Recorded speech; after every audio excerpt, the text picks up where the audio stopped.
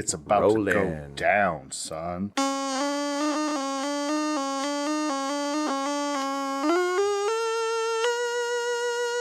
Welcome to Hashtag Set Life, everybody. Welcome to Hashtag Set Life, everybody. I'm banging my head to that song now. Good. I'm glad we've moved past it. It's like I've wormed my way into your brain. Yeah, well, it's not Munchausen. I've got this syndrome. Munchausen by proxy. Well, Munchausen is when you think you're sick. It's what is Beauty and the Beast? Beauty and the Beast. Stockholm. Stockholm. Yeah. Is it that you've been doing the same one every time? He's going to say it's yes. very similar. Very similar, he says. But I'm improving it, but it's very similar. Well, hello, everybody. Welcome to a special episode of Hashtag Set Life. If you were expecting a UF pod today, unfortunately, Joe and I have been kind of busy this year. I mean, it's been a year. Rocking and rolling, man. Our schedules just haven't schedules haven't aligned. So while we don't work as much as we want to be working, we're not we haven't hung out in like 2 months. But we have a special guest with us tonight. Look back, and we started our show with a good friend of ours, Quinn McLaren. And he had the day off today, and he came in and said, yeah, fuck yeah, I'll hang out with you guys. Hello. Hi, Quinn. Thanks for joining us, man. Man, I fucking love you. Good to be back. So it's been a little bit since we've had you on, but I know that you've increased your fucking, you're a busy man. Yeah, I think everyone had a really slow winter and spring in Michigan. That's just kind of standard, but it was especially slow in the beginning. But luckily, I mean, just like last year, I've been able to stay pretty busy. Just trying to learn a new thing every day.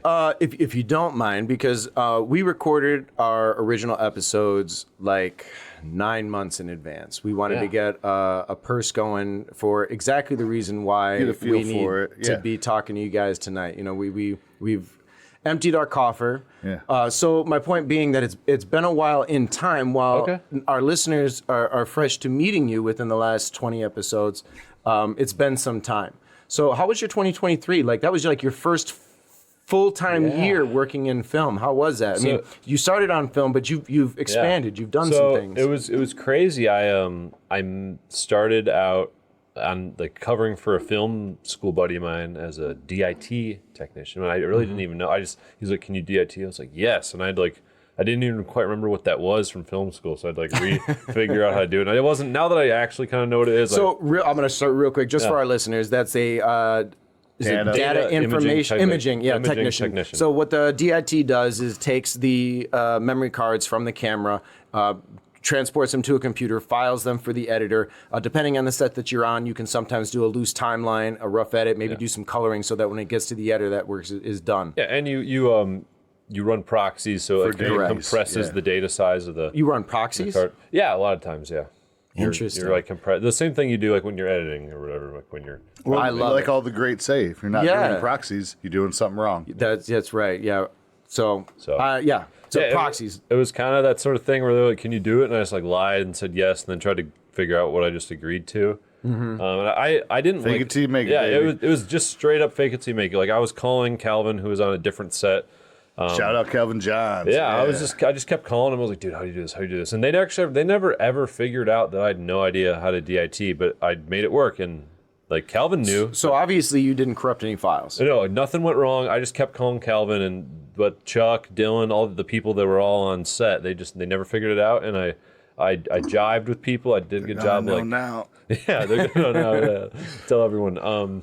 And I just kind of met people and made a point like at lunch, because DIT are always kind of tucked away, so I was kind of like a little ninja hidden. I always tease my DITs because they're busy, and it's so I tease them because I love them, because I feel like, not that they're underappreciated, but we've talked a lot on this show about camaraderie. One of the great things about being on set is the familial relationship that you build with people. And 100%. Unfortunately, a DIT, depending on where, because not every location has good power. You got to go out of your way to make the connection with DIT. Yeah, because they usually have to be tucked so far away so they're not affecting G&E's power usage. Like Doug? I fucking love Doug. Doug is who I was thinking of. Poor Doug, man. I tease him a lot. But we love our DITs. I'm sorry you don't get to hang out with Calvin's us. Calvin's awesome too. Yeah, it's you just kind of hide away, and you're like a little vampire, and you come out for lunch, maybe. Yeah, yep. You have to remember. Listen, if the DIT gets told. ADs, remember to tell your DIT you're on lunch, please. They may be in a closet. They are so pertinent and need not be forgotten. Yeah, and so just to break down, because we kind of said what it stands for, but it's kind of like, so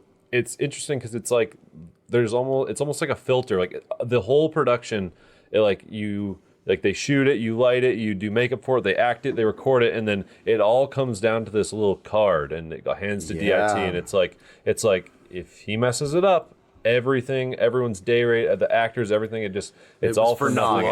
It's kind of like a choke point for like production at some point. So, which is why when new producers are trying to get pricing and such, and they're told that they need to get hard drives, and they skimp and they spend little money on poor hard drives. Do not buy SanDisk. No, the problem, go to Best Buy. The problem is, and you should always have redundancies. There should be 3 hard drives. There should be 3 copies of your film, because you want your DIT to have them, but you should have a copy. There should be another copy, because things happen. And literally, like you said, like if that little metal box is damaged in any way, or the imaginary data that's on it that it holds everything you spent your money on. There goes your whole IP. What do you do? Intellectual property is it's like almost like a sand. What's the thing? Sand timer. It's a sand timer, and DIT's in the middle. Like all the sand, all the production, all the production money goes straight through this little choke point that's super vulnerable, and then everything just spills DIT. Shit. No, I'm kidding. It can go to everything else. But, but you're not a DIT. No, I literally did it for a single 2-week project, and then got your foot in the door. Yeah, basically, I jived with this guy named Phil Bromhart, who's one of my close friends. Good dude. And this other guy, Chris Warren. And I basically just like hung out with them a bunch. Dylan Sides, one of my mentors. He was. We had Dylan on? Dylan was a guest on. Oh, awesome. Okay. Yeah, he was a lot of fun. Chris has been on too. We're Chris still trying to get Phil on. But he's holding out till we roll a Western. Yeah, so I feel like most people on the show are either people I know or the literal like mentors that raised me in this. But Dylan, he usually takes on a lot of roles on that particular production. He was executive producer, director of photography, and props. He was kind of too busy to even talk to me or remember my name. I think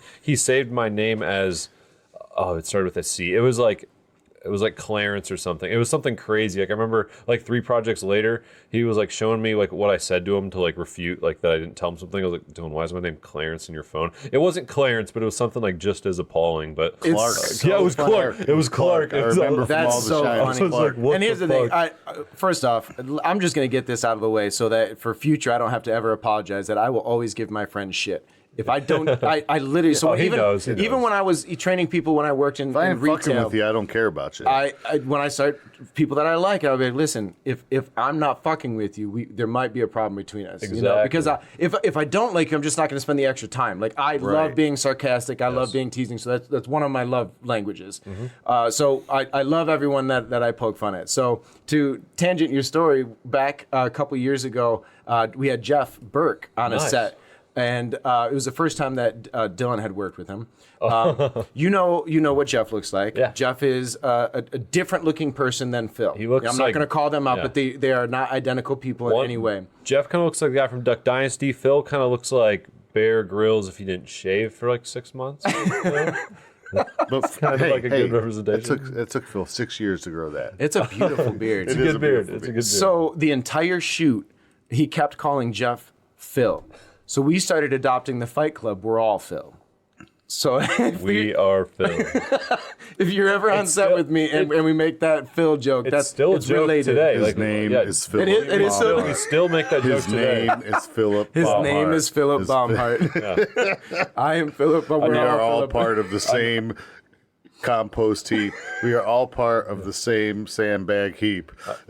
Another good. So yesterday we were on set and Zach Ruda, AC, and sometimes like Gaffer. Yeah, Ruda, funny He's motherfucker. he's a good guy, and he's bald now. And I was calling him Little Brad all yesterday. Oh, you son of And I was like, and because of that, you are no longer Brad. You're Big Brad. At least when Zach's around. Big Brad. You're no longer just Brad. But so it's Big Brad, Little Brad. That'll be on the 9th. Well, he's gone on the 9th, so Little Brad, he'll metamorphosis on All of a his sudden, cocoon it's into a Big super Brad. mushroom. Yeah, exactly. Wow. That's funny because I made a joke to my wife the other day because me and Brad are kind of hetero life mates, like Jay and absolutely, Silent Bob. absolutely. So I'm Joe and he's boisterous Brad because he's not silent. I said that to Liz. I haven't even told you that yet. Yeah, that's the same. You got her chuckling too. Holy shit, I So love Silent it. Bob, You were able to get some boisterous alliteration Brad. in there Yeah. too. Silent Bob doesn't even have that. So I'm sorry to distract you. I just had to. So yeah, you've been working with a lot of the people. Yeah, so a lot of mentors. Yeah, met Chris and Phil and really jive with them. I was like, hey, like, can I did the thing where I pitched myself. Hey, can you come on? Can I come on your next project? Like so and so. He's like, well, it's kind of like all stuffed up. And I was like, dude, I'll literally come for free. I didn't say like I'll be your slave, but I was like, dude, I'll come for free. I just want to learn. I just want to meet people. Yeah. And he was like, and Chris was like, well, if you really got to work for free, we could use someone. And then I was like, awesome, yeah, totally, yeah, like 100%. And then like the day went. We had like 3 days left of the project, and so like on the second to last day, I was like, hey, like I'm still like welcome on that next project, right? He's like, yeah, come talk to Ro because Ro is He was DP. Ro Dezon, DP.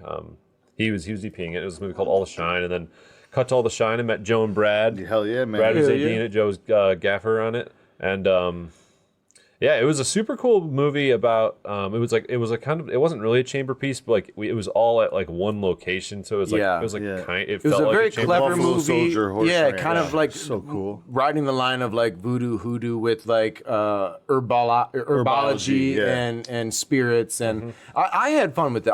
Have you seen it? No, I kind of. You've seen Rough I Cuts. saw the Yeah. rough cut, and then I never actually watched the thing, but. It was really fun to shoot. I mean, It was fun to shoot. It's fun because like a movie, you kind of jive with the cast and the crew, and you guys become a family. And then the end of it, and then you kind of go separate ways. But it was kind of the same way with like the location. Like the location became part of that like that like glue at the you know how we all It come was together? nice It's going to like- that same yeah. place There was every horses, day. you Yeah, got the- leaving my trailer behind every day was Yeah. nice. And But you I knew, still, like, you I still came in, drive there was by no- that. Every time I drive by that place, I'm like, oh, yeah, me all the too. Shine Me Ranch. too. Yeah. Yeah. I've gone out of my way just to drive by that ranch. Yeah, Not like just to hit far, Telegraph but up, yeah. It was beautiful, and there was like little cats running around in the morning. I'd like pet a kitty, or you could go pet the horses. The horses. Feed the horses hay. It was a fun thing, and I was learning so much, and it was just like super cool. Like I was just like literally just like trying to just like suck all the knowledge out of Joe's And you brain, obviously just- didn't hate it enough. Did a great job. You didn't hate now. it enough because you found your way back on another set. Yeah, no, I actually had. It was like at the time And it was like the most fun I To ever be had. clear, it wasn't an basically. easy shoot. For that being one that you were there under the understanding that you might not get paid, and then we had all kinds of weather issues. It was cold. It was in the middle of October. It got rainy a lot at the wrong time. It would be fine all day, and then rap comes, and you guys are trying The to makeup artist wasn't able to pull off some of the looks we were going for, so Dylan had to step away from lighting and Oh, do yeah, some lost special extra effects hands. makeup. So that happened one day when you were not there. Yeah. And I ended up injuring myself pretty bad. I tore something in my muscle and in my shoulder, Yep. which made it hard for me to lift the lights up on the stand. Yeah. Obviously, I was still doing it to the detriment of the injury. We got it but done. Quinn stepped up and made sure I didn't injure myself further the next day. And yeah, it really, like the camaraderie, the family, the team, You come together, you know. Yeah. the nature of teamwork. And So, what's been the most interesting thing you've done in the last year and a half, So the most interesting thing I've done in the last year and a half. or your favorite production, or favorite setup? So What is something that you can call back on and be like, damn, this is why I get up and go to set every day? okay, so the thing that why I get up and go to set every day is like I love gripping. Gripping's so much fun. Being with the boys, you know, doing Yep. doing hard ass It's a work. special crew. It's a fun thing. But what I really love is like I've really discovered like a love for lighting, and Yeah. I'm getting to the point where 100% I have literally so much to learn. I actually hope I never stop learning. But on smaller projects, I haven't. with smaller time with people that are more like on my level, like people that have experience but are still small time. I've been actually lucky enough to get the position of gaffer on a couple projects, and that's Nice. been a fun thing where where I'm still in a place of like of learning, but I'm kind of like discovering a lot more about lighting just through gaffing, being on the other side and commanding grips and learning about leadership and what it's like to have guys relying on you and making sure you get stuff right so that they don't get screwed. It's a whole other aspect. So they don't have to relight it or double their labor. So exactly, yeah. We had Trevor Stevens on our last episode. One of my Big one of my like mentors, like and I had asked him.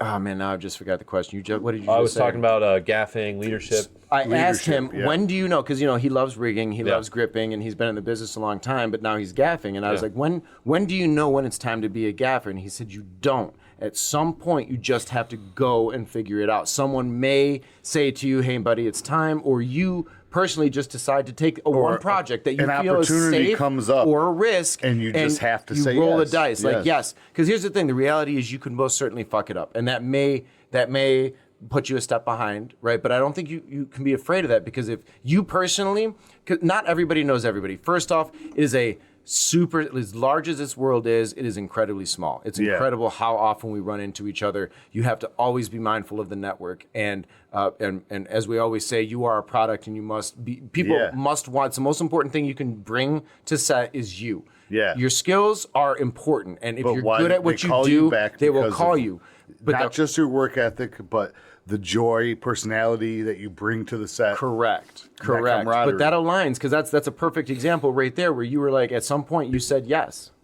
Yeah, I mean, the first time I gaffed was this guy John Coates. I met him on he gripped under me and kind of pretended like he knew nothing, just because he did a lot of videography work. Mm-hmm. So even though he had he owned a couple Aperture 600s. He was just pretending like he knew nothing, so I would just teach him everything, kind of, if that makes sense. Yeah. Even though he knew a lot, I probably didn't have to teach him anything. But he ended up. It's a good approach, though. Yeah, it's a good strategy. Sneaky. He's sneaky. No, he's a super. But it's not destructive. No. It's a cool way to learn. Super smart dude. And humble. Yeah, way smarter than me. He's got his own trailer now with a camera and stuff. And he called me last year to do a short, and he was like, "Can you gaff this?" And I was like, yeah, I guess I can. And I did it, and I had a blast. It was super fun. And just seeing people work, working under Joe on this movie Tweed, or just anything I do with Joe, or working under Phil, or Trevor Stevens, or these gaffers that are my mentors. That's how I have a reference of what a gaffer should be. So it's more even though I'm just.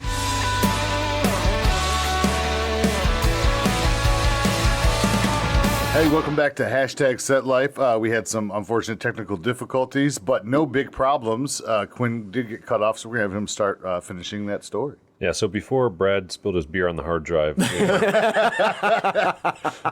I'm just kidding. No, just a random computer thing. But I was just saying that I've learned from all these great gaffers, and that was my reference point on how to be a gaffer. But obviously, you can only learn so much, and then you actually have to do it yourself and experience what it's like to have to lead dudes. I mean, I'm not manning an 8-man team, but it was a 3-man team. You know, having to having them rely on me, having to give them correct orders and not waste their time and waste their effort as a human. Mm-hmm. And keep their spirits lifted, because it was really cold. It was in January. Oh yeah, outside. Just gripping. outside. First off, I understand that when I say outside, we're shooting outside, but regardless if we're shooting inside, you as a G&E member are going to be in and outside. Yeah. So, the weather 100%. always affects January's G&E. a rough You're month either in Michigan for you're freezing any cold, you're G&E. dripping with sweat. Either you run around with that winter coat, really sweaty, or you're freezing in that winter coat because you're all sweaty. Or the rain, and or the rain and the cold. And even too, working with a rental shop, working with Advanced Multimedia and figuring out with the DP, what we need to bring, with what he has, what we need, going through the script. It was a super interesting process where I really was thankful. I'd sat in with a bunch of Trevor's calls with his DP to just absorb more knowledge. Trevor Stevens, he was the last guest, correct? Yeah, Trevor's amazing. Yeah, me and Trevor have been good friends for a long time. Yeah. So I've just asked him a couple times, hey, can I sit in on this? Because I want to absorb everything around me, and I just become because it's Chris Warren, my first day on All the Shine, he told me you need to learn something every day. That's the secret to this. That's why I like Chris. If you're not learning something every day, you're doing something wrong. And that's really like, I try to drive home every day and think like, what did I learn? What did I learn? Even if it was like the most minuscule like lesson, it's like, they're building blocks. And Yeah. that's good. Every advice from Lego Chris. kit comes with, the eight peg blocks, the big ones, but you still got those little single peg blocks that are important to putting together the whole piece. Yeah. Right. If you put them in the wrong spot, the build doesn't go right. Yeah, and the structure isn't strong enough. So, like, I think that's amazing advice, Quinn. Thank you for bringing that up because it's Chris's advice. So, but we share it on, Yeah. right? I live that Pass it on. mantra Pass too. it on. I want to always learn something because if I get to the day where I think I know everything and that I can't be corrected, I can't own up to a mistake, and I can't do better tomorrow,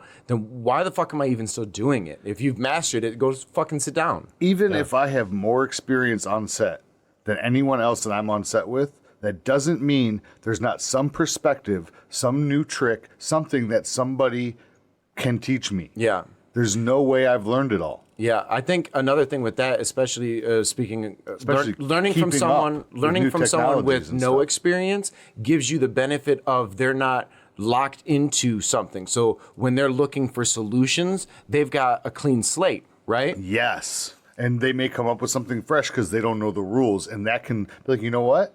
That could work. I never thought of that. Yeah. And you give them that recognition because that's Yeah, vital. You could take on that away. set. That could Not just for change how you do things for the next 20 years until some other noob comes in and fucking blows your mind. Yeah, exactly. It's happened a lot. And that's, as you say, if you're not learning something new every day, regardless your position, regardless of your stature on set, because it is an ecosystem. It's like a circle, right? Everybody is important because without one person, no matter where you are on the hierarchy of the chain of command, you still need that PA who's driving a car or making sure the actors have water or that there's not garbage being left around because some people, frankly, are pigs. I just got off a 3-day shoot, corporate shoot, and the producer was in town. I'd worked for the company before. Producer was off-site. This time he was in town.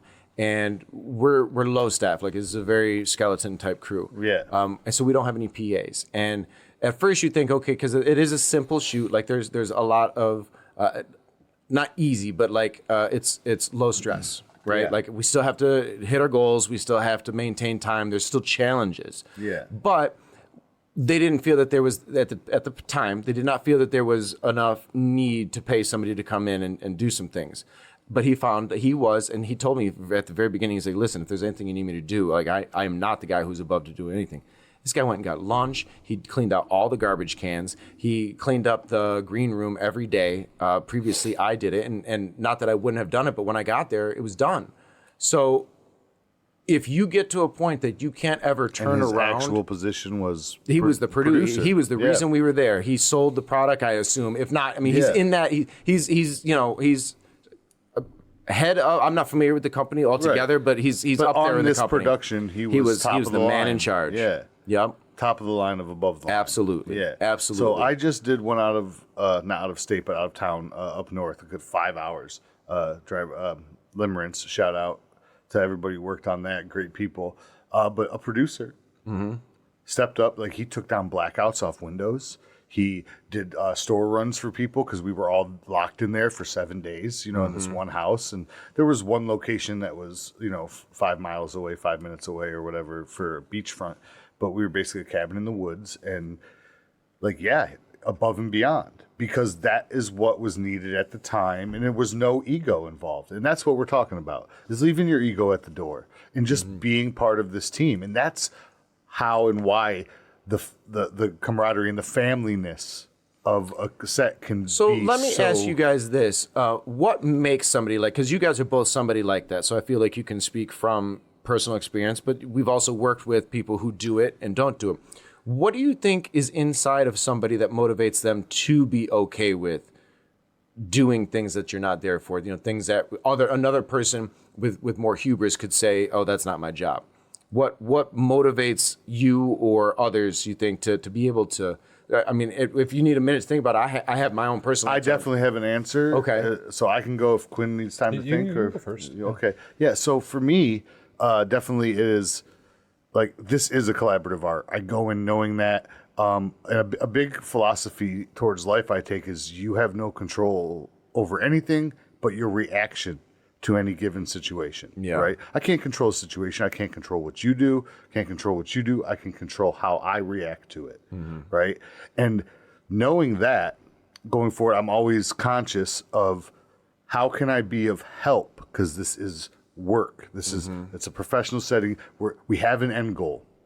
And yes, I have my position. I stay in my lane. But if I see an avenue that is lacking, not because of a certain individual, but like you said, skeleton crew, maybe the positions just weren't there in the budget. Right.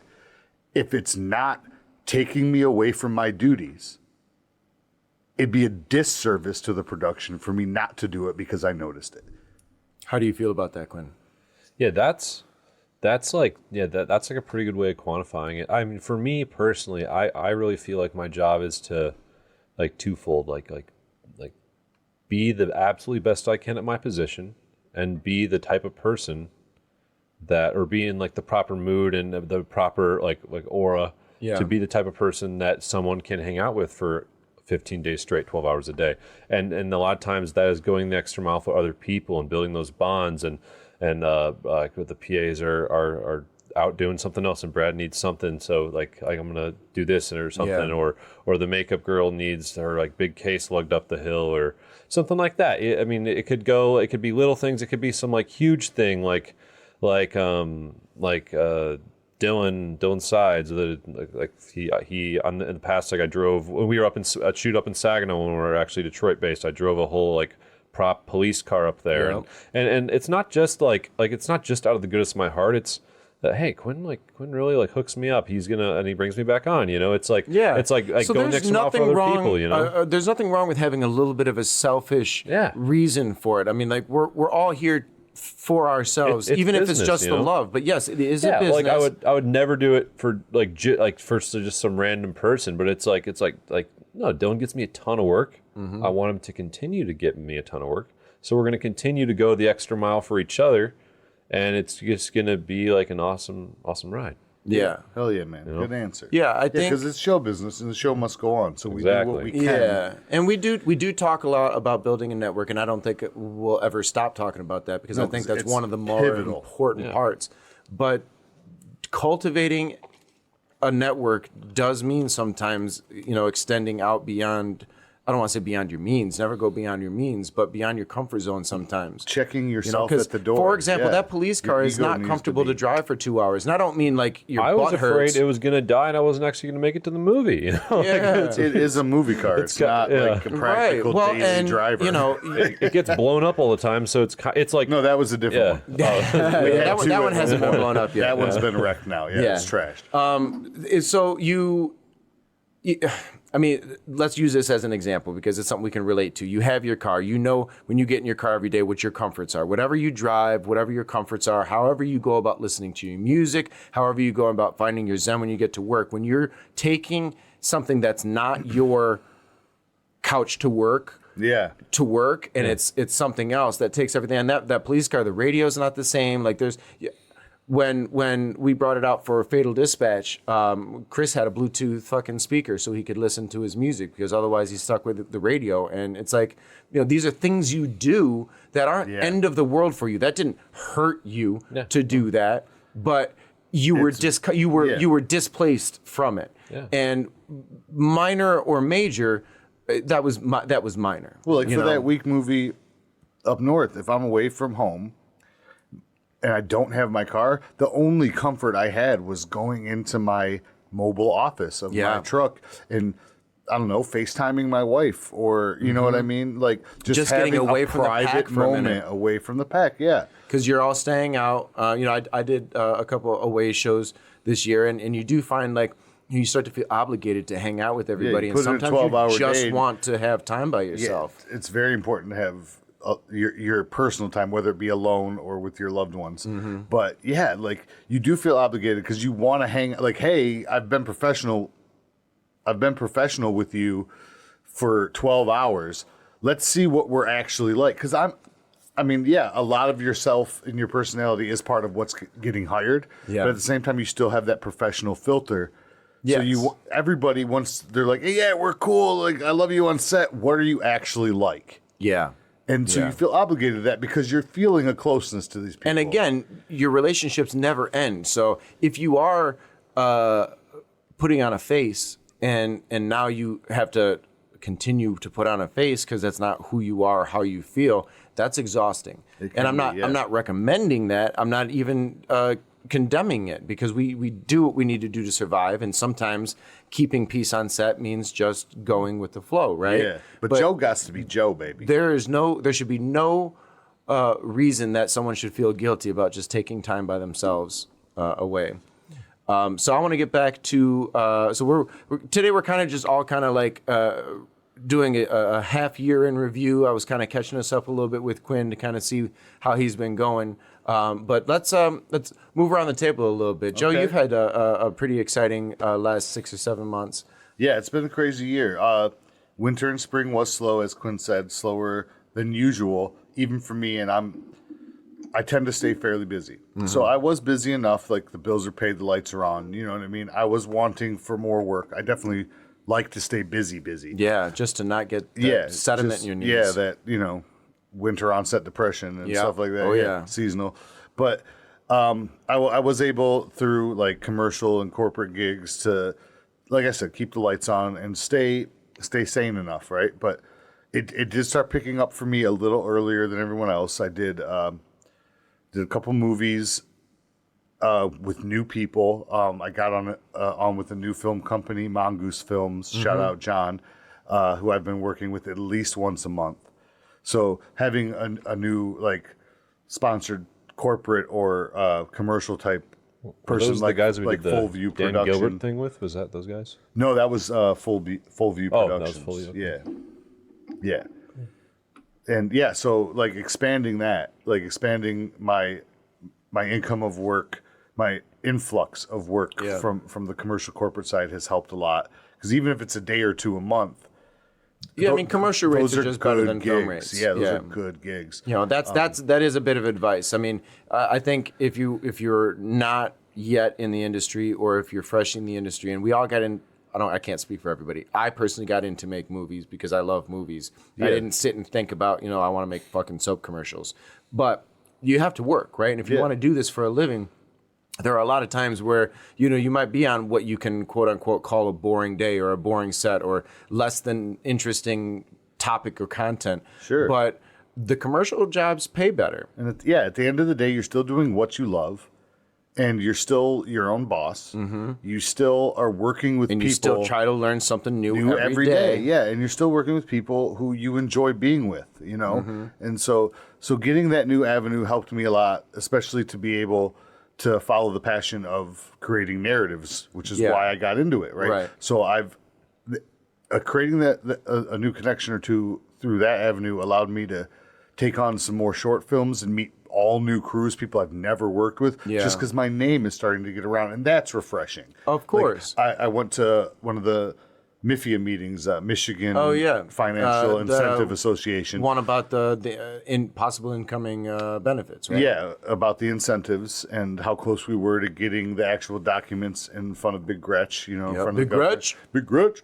And it went really well. Barton Bunt, the speaker for MIFIA, a good friend who I've worked with, had a lot of good things to say. But I ran into some friends, some colleagues that I've worked with, and some new people who had heard of me and wanted to work with me. That is one of the refreshing to hear. Most refreshing things when a stranger comes up and they know you by name and you by proxy, because they were talking to somebody I already know. They identify, like they came to they walked up to me. They recognized me when I was introduced. It's different for me because oftentimes, not every time, but many times, my name is the AD on the list. So like, I'm not the hard one to find. I shouldn't be. If I'm the hard one to find, I'm not doing my fucking job. Gaffer's a little deeper. Right. But when they come in and like, I've been waiting to work with you, I've been wanting to work with you, that is one of the single most refreshing things to hear. Would you agree with that, Quinn? Yeah, it's always nice to hear like hey, good job today, dude, or you killed it. Or, just any sort of like end of the day at wrap where it's like more than just like a service level compliment where they're like So. And I tried. I and Trevor mentioned this the other day on the last episode, and I was so thankful he did, because I habitually make it I make it a habit to thank as many people as I can throughout the day. But the hardest part, it's not hard to thank people, first off. So I'm not patting my back for that. No. But what I really want is for them to know that it's genuine, that I'm not just You're reading not a going script through the motions. Yeah, I appreciate everybody who was here doing whatever, and the number of times I get people say, "Well, I didn't do anything." That kind of hurts me because not me personally, like I'm personally offended. Imposter syndrome's real though. You're here, Yes. you're doing it, and I'm thanking you for doing it. Get off your own back, people. Yes. Stop being so hard on You yourself. are important regardless of what you've done today, because whatever it was that you were doing, someone else wasn't able to do it. If they asked you to do it, it needed to be done. And if you were the person and you weren't there, that means that something wasn't getting done. I'll cheers to that.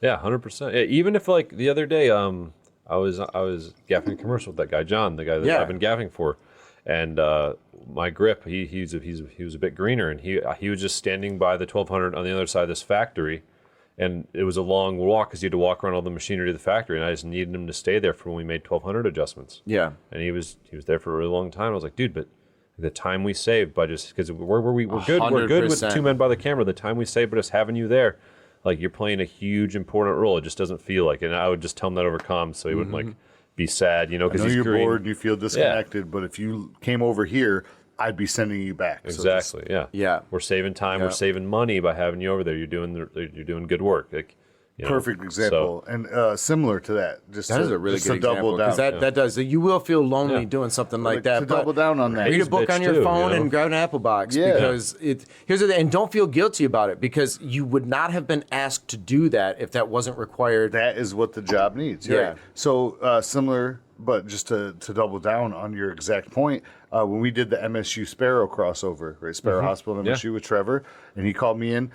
I helped a lot with like the building so he could stay with the DP, but then he had me build a spotlight to follow the ball. Yeah. And he was just like, Joe, I'm not going to be talking to you, and I apologize for that, but I'm asking you to go over and do this because I know I'm not going to have to ask you to do it if I send you over there. And I spent good 2 hours not talking to anybody because Chasing he a didn't even basketball. come on comms for me. I just chasing the basketball. And when they were like, okay, cut, I would just stop. Like And- nobody had to tell me anything. I anticipated you that's where that was going to go. One of the things that does bother me, and as an AD, there are things that if I don't do it, it is my responsibility. Like it falls on me. If I Right. don't ask sound to roll and they don't roll. But another thing that I believe is high on the list of importance when working on set is anticipating the next move. Yeah, and If you- knowing your people's strengths, like Trevor said when he was on. Yes. That's why he put me in that position. Yes. Because I was never going to check out. As far as like staying keyed in and anticipating the next step, one of the things that discourages me from calling somebody back or recommending when someone asks me, hey, do you know of someone who, is people who, when cut is called, they like coffee break. And I don't mean like physically go coffee break, but like it's like a robot that just hit the off switch and they just fucking sit there till someone fucking comes up to them and says, hey, like we're waiting on you. Oh, well, I didn't know. You should be ever vigilant on Yeah. You're at work. Yeah. And even if things are happening, Cut and doesn't mean check out. It means pay attention till roll so that you Correct. know when roll is. correct, yeah. I just hit a blank. I hate that. I hate that when a conversation, when all of a sudden everybody finishes their point, and I just It's a don't. I don't have natural a minute. ending. To, yeah. It was a natural ending, Brad. Let's embrace it. Let's moment of silence. Oh Jesus! I wasn't prepped with another question. But to wrap up, like that's like my year's been going well, and it's been lining up. So now that we're in the busy season, like I haven't been home for more than 2 days in a month. Shout out to my wife and my daughter for being so cool with that, because I'm chasing my dreams, and that's hard on the family sometimes. But ultimately, like, I've taken on movies and opportunities that are bigger than I've ever done. Like, I'm getting back end. I'm getting, I'm getting what we get into the industry for. Like, I feel like I'm working my way out of the foxhole, and it's just beautiful. Yeah, I mean, there's definitely something to be said about the variety of things that fall under sacrifice, right? Yeah. I mean, everyone would see sacrifice differently. I think even with the three of us sitting here today, we would each find A different perspective. Yes, on what qualifies as even like a big 100%, loss or yeah. a small sacrifice, but sacrifice is necessary if you desire the gains. Excuse me. Yeah, 100%. You know, it's impossible to get away from. I'm not saying that there aren't people who probably strike gold and, you know, somehow make it in and don't have to make sacrifices. But I think if you're not prepared in some way to make personal sacrifices for the betterment of improvement, I mean, isn't that what working out is? I mean, I would go as far as to striking, say, you're if striking you don't away. feel like you're making a sacrifice, then you don't realize who's sacrificing for you. Right. So I guess I'm going to create an analogy here. You know, weightlifting or working out or anything physical like that is destructive to the body. That's physically what you're doing is destroying fibers and things. And the regrowth and the refinish afterwards is what builds you stronger. Am I incorrect there? Yeah, that's how it works. Oh, that sounds good to me, man. You know, so if you're okay with going to the gym and beating up your body in that way for self-improvement, why wouldn't you do that for your dream? Yeah. Yeah, 100%. I agree with you. Oh yeah, 100%. Yeah. Yeah. It's So Bradford, since we're going around the table, Yeah. let's hear about your year. I've had a pretty good year. Not again like everybody. It's not quantity, but it's been quality. Quality, yeah. It's been quality for me. I had an opportunity earlier this year to do another feature with Teddy Van Gogh, which just premiered. I had to miss a premiere. I really wanted to go was see that this one movie. called again? That was not Corruption. Corruption was the first one I did with him. It was. Oh man, I wasn't prepared to say. That's funny because I was going to say Corruption, so I'm glad No, I it's was not wrong. Corruption. So it was Kimberly Mallory's story. It's a story about a Oh, right. yes, about a woman who, young in her life, had some family trouble, and as happens, sometimes a child can receive the things that happen in their life, the trials and tribulations. It can send you on a path of poor decisions. Right. And she suffered from. She ran away from her aunts. Her mother died, and her father sent her to her mother's sisters. And by 16, she left, and she got into drugs, sex work, things, whatever to survive to get the next hit. And it was a spiral. And she found her way out, and it was a story of finding God. And it's a personal story. She was on set with us every day. This woman was, you wouldn't know hanging out with her that this was her story that we were telling, watching unfold in front of us, which was heartbreaking at times. Yeah. And the number of times that we would finish a scene that was challenging, like if we were just performing a fiction piece, they would have been challenging scenes to see because life sucks. But to know that not only did that happen to someone, But to the but she person- was sitting right Yeah. next to me at monitor, Wow. and then to see her cry, and not tears of the revisiting. And I'm sure she went. That's the other I'm thing. sure. The strength of her to sit and watch us recreate some of the worst things that ever happened to her in her it life. sounds like do it magnanimously. It was beautiful to her. So to miss that, The grace you can learn from trauma. That's what I missed for Grand Rapids, and it was. It's a small film. I mean, I don't know what the runtime is. It was like a 67 page script. Do you remember the title yet? A silent scream. A Silent Scream. A Silent Scream. Yeah, so Looking thank you. forward to it. It's not released yet. It should be coming out. We had a premiere recently. She had a second showing because it was a successful first premiere. That's awesome. Yes. So yeah, I mean the fulfillment that I got from that. She funded it personally. She had written a book. It was based on her first book. And I guess I don't want to ruin the story. Go see the movie. So it turns out well. Obviously, she was with us and she funded the movie and so forth. amazing. So and she's not. I'm not going to tell her story. I'm going to let her tell her story. That's my story with her on that one.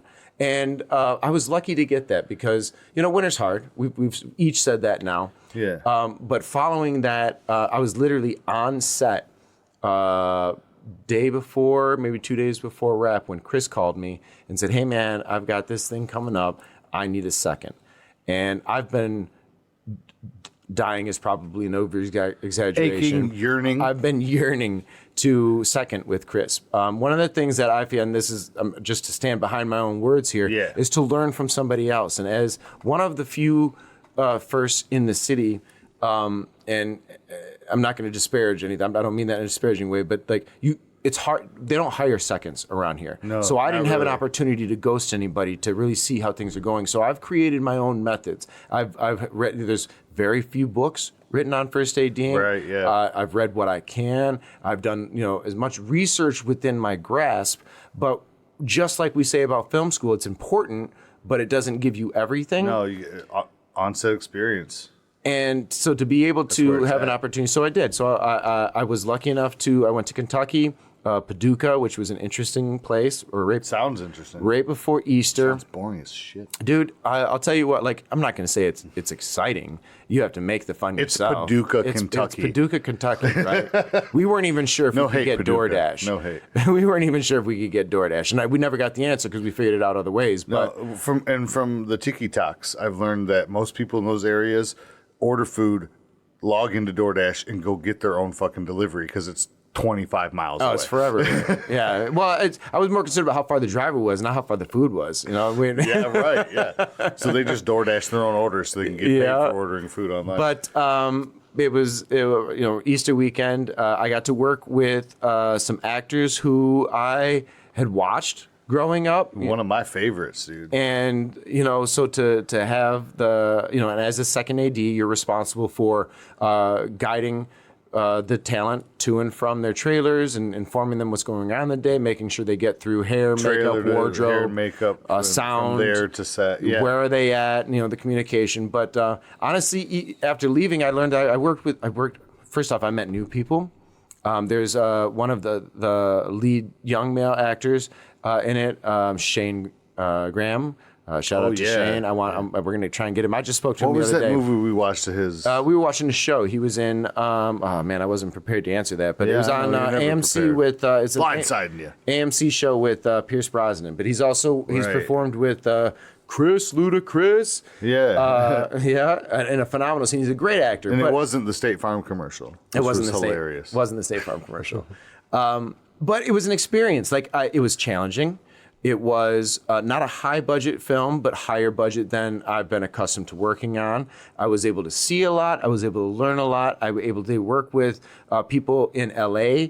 Or from LA, I'm sorry, from LA, producers. The director / photographer was the guy who shot Sharknado, Oh, wow. Sharknado 2 and Sharknado 3. And now, while those aren't, wherever you fall with your opinion of those Everybody movies, knows where. you everybody knew is aware exactly of you them. knew exactly what movie I was Yeah. talking about when I said it. Exactly. And he has his own opinion about it. And I'm not going to speak for him, but that's regardless. That goes back to our previous conversations about Was it that guy who the DP, right? the director DP of the movie I worked on, because he was a director DP. Was he the one who had the movie that we watched? No. That was about video games. What was that? No, That was that's amazing. that's someone else. I'm not going to mention his name on Okay, it, but that's yeah, fair, it was but someone that else. was amazing. Unrelated. But at the end of the day, I put forth my best foot. I was in a lot of untread territory. I came with skill. I wasn't faking it till I was making it. I was definitely putting forth my best efforts and then figuring some other things out. And Chris and I, as a team, solved a lot of problems, came to a lot of results. But by the end, and even in the middle, there was a lot of people coming to us appreciating what we did, even as a duo, as a team. Individually awesome. appreciated, but appreciated as a working team. Yeah, that had to feel great. And so while I definitely wasn't cheating, I had a fair rate. I was taken care You were of. pushing yourself. I You was, went out of the comfort zone, but you were still in a realm that you knew and you Yes. owned it. Yeah, Yes. proud of you, man. And I'm just going to throw it out there. One of my favorites, Mr. Boondock Saints himself, because apparently Brad found out he's writing the trilogy. Oh, Spoilers. the spoilers. yeah. So don't go. Don't Okay, go. then I won't say. No more. I'm done. Yeah, that's enough. Figure it out yourself. Yeah, they were good people, and respectful. It was just. It was great. It was great to walk away and get positive feedback. For me, it's my hope that I work with them again, and that it comes by not just recommendation, but that they reach out. That hey, we loved what you did, and we want you back out. I would work under Chris like anytime, and that's that. Just because I first hear, I am never above turning around and learning from someone who has far more experience. Chris has been ADing for 15 years. Yeah. I don't know that I'll ever learn everything that he knows at a pace that'll catch me up to him. No, right, yeah. But you're appreciative of any time to learn from anyone. That Exactly. has experience. Exactly. Yeah. And it was an Chris is isolated amazing, experience. too. Chris is cool as shit. But that's probably the most exciting thing that's happened to me in the last year. I've gotten some other things small throughout the time preceding that, but I've got a lot of things. I've got a trip to Virginia coming up in You got some October. big things cooking. Yeah. So do I, yeah. LA coming up. yeah, I thought you Going might. I up thought you North might mention Michigan that. again when I come up. Well, I mean, we did up till now. I didn't get into That's fair. future, That's fair. yeah. And we'll come back. This year's looking good because when I come back from LA, I got a little time with the family, and then me and Quinn here are going up to Grayling, and we're shooting a horror movie with in Blue Clover. Grayling. Yeah, Yes. with Blue Clover, some of our best people that we know because Rodney Sizemore has been a guest on the Sizemore, show. previous guest. Nate McDonald, who was here with Rodney, but we definitely need to get on the show. Nate, if you're listening, I got your number, buddy. I'm calling you. Yeah, he's In my probably sights. he says, okay, then why haven't you called yet? I think is probably what Yeah, he's that's saying. exactly This is a what he two-way. would say. It's a two- It's a two-way street, 100%. So Quinn, I kind of threw at you like the most exciting and this, but have you done a variety of types of projects? So it's basically just more of the same of last year. Like how I kind of work is it's about 50-50 in terms of like commercial versus like feature film. But in terms of the actual days on set, what it usually is it's like I will take these projects that are usually like 2-3 weeks long and they're features, and then I'm subbing myself out to go on little commercial days. For example, this week, I'm on this movie, and on Wednesday, I'll be subbing myself out. Actually, that's not true. It's an off day. Luckily, we have like a random off day that is exactly when I booked a commercial. Usually, that's not the case. Usually, I'm calling someone and subbing out so I can go on a commercial. And it's kind of this duality where I'm always finding substitutes. But it's cool because I go the extra mile. I never like rely on a line producer that doesn't exist because there's a line producer. Or You just said two words I don't understand in the same sentence together. A line producer is a producer that hires people, but and They run the line budget. Yeah. So Or your line producer is responsible for the day-to-day, what is spent, what is available to spend. They break down the budget. They anything related. They're not an accountant, but they are responsible for balancing the checkbook, and that includes my time. Yes. So when I'm running set, and they're very interested in whether or not we have to come back and finish anything that I set out to finish today. Yes. Yeah. Because that's money. And if we got to call people in for two scenes that, I believed, well, there's two different ways. I could have believed, or I had, a pie only gets cut so many ways. So sometimes you have to just, why did you think we could do this? Well, I had nowhere else to put it. There's that. But regardless, at the end of the day, if we all have to come back, that costs an enormous amount of money in comparison to what was already budgeted to be spent. Yeah, so you just always going the extra mile trying to find the substitute for yourself, or at least offering, hey, I'll find it. Or maybe sometimes the gaffer just wants to get their own guy.